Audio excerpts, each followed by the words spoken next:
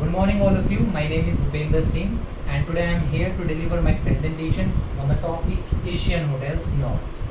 So, I will be discussing here regarding the introduction part of the Asian Hotels and also the couple of news regarding this great hotel chain. So, let's start with the first part, that is introduction. So, Asian Hotels is one of the most leading royalty and ULICs providing to the Indian hospitality sector. They are currently operating their 5 and 6 star hotels under the name of Hyatt Regency. So how they have started?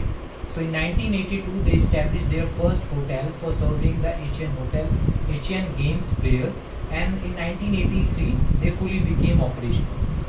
So after 1983, in 2002 they incorporated their subsidiaries also, and by February 2010 they changed their name from Asia Hotels to Asian Hotels. Now they are also planning to expand their branches and all. So we will be discussing these news in the upcoming slides. And the owner of this great hotel chain is Shiv Kumar Chatti. So now the first news is that the Hyatt is planning to open 20 new hotels in India. So I will be discussing about this news. So first of all, I will let you know that this hotel chain started in 1982, and further on into by 2005 they were around 5 to 6 in numbers only. But if they will open 20 new hotels in the upcoming 3 years, then they will be more than 50 in the numbers. And also this international hospitality team, which is currently serving in many parts and many cities of the India, then if they will open more than 20 hotels, then obviously the revenue will spike up by more than 40 to 50%.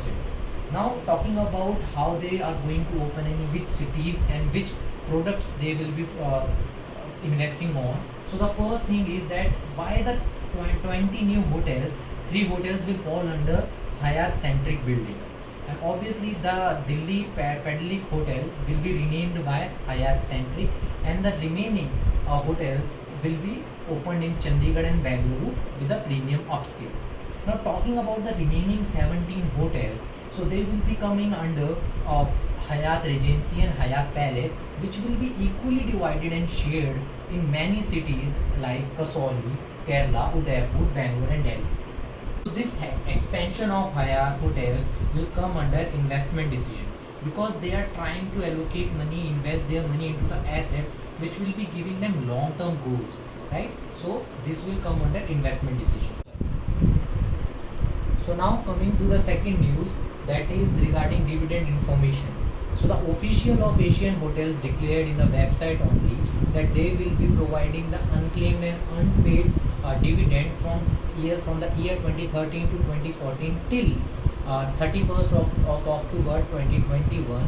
Whosoever is unpaid will be liable to pay to IEPF, that is Investor Education and Protection Fund. So however, the shareholders can also claim their share from IEPF. Now talking about the history of Asian Hotels regarding the delivering of and declaring of dividend. So they have a good track record, because they declared their dividend from the last 5 years consistently.